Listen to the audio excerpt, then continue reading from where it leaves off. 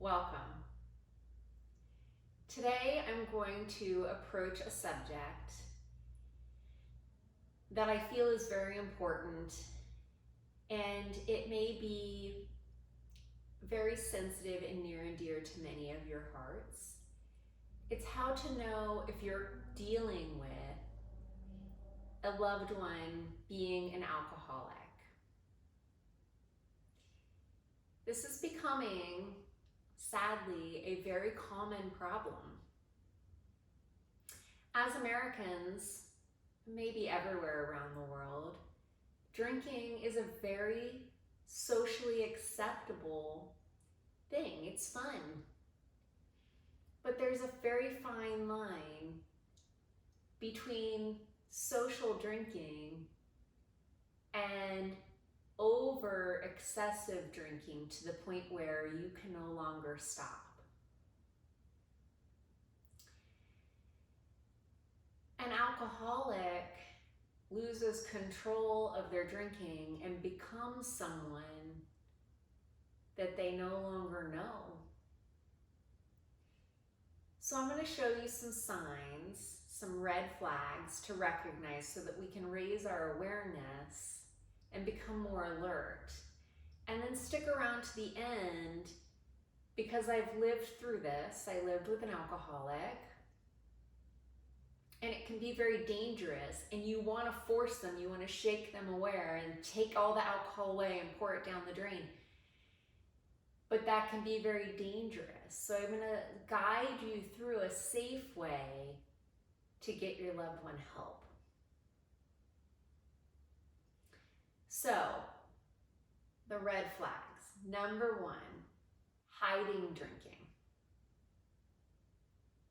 Once you call them out and they know that people think that they have a problem, they'll start to hide their drinking.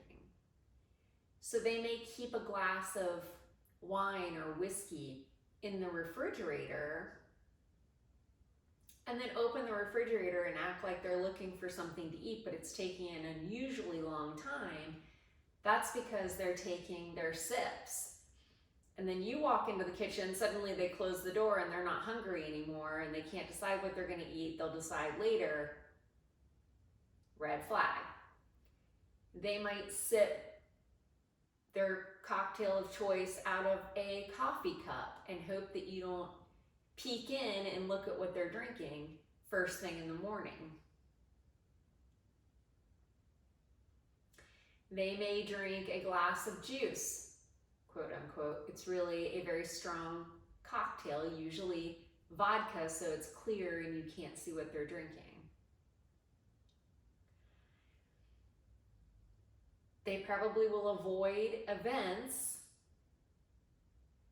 that do not offer alcoholic beverages or allow alcoholic beverages. Church events, school events. I don't know, anything that doesn't involve alcohol, they probably won't want to be a part of. Their personality may change if they're not drinking or when they do drink. Many alcoholics get very mean when they drink, or they might get very nice when they drink and get mean if they can't have alcohol. So watch for personality changes. Memory loss. Do they black out and forget whole conversations or whole events and things that happened? Do they have denial when you approach them and say, babe, I think you have a problem. You know, I don't mind you having 2-3 glasses of wine, but you're having 2 or 3 bottles now, or you just finished an entire 5th of whiskey. I think you need to slow down. I'm worried about your health and worried about your wellness. You're slurring your words. You're spitting cuss words at strangers you don't even know. I don't have a problem. Denial. Insomnia is a big one with alcoholics, and they may blame it on past traumatic events or problems at work, stress. And then, get this, they may get up in the night when they can't sleep and drink all night. And then when you catch them doing it, most of the time you're sleeping and you don't know it. But in the rare case that you catch them doing it, they'll say, well, I had to get up and drink so I could calm down and get back to sleep. It's the drinking that's causing the insomnia and keeping them up at night. They don't see it. They're blind to it. Neglect of self-care. This comes down the road. This may not happen at first with an alcoholic, but when they become a severe alcoholic, they stop taking care of themselves. They start wearing the same clothing day in and day out. They stop showering. They may not even know what day it is anymore. They wear the same socks, like 5 days, 6 days in a row. They're not bathing, they're not shaving, they're not brushing their teeth. They've given up. They don't care about life anymore. All they care about is their alcohol.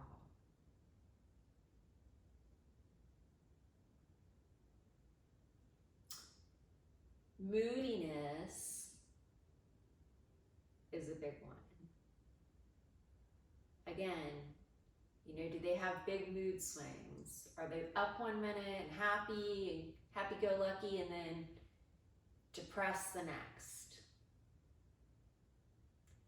Big red flags. And this is someone that you care a lot about, whether it's your child, your parent, your sibling, your significant other. Like I said, I get it. I lived it. But if we make this person give it up cold turkey, it can be very, very dangerous. They can have a heart attack. They can have a seizure. If they have a seizure, they might have a seizure so bad that they fall and pass out and hit their head, crack their head open, and now they have a brain injury. They might end up in ICU for days or weeks. These are things that you really need to be prepared for. I don't say that to scare you. And in my circumstances, it's all turned out okay, thankfully.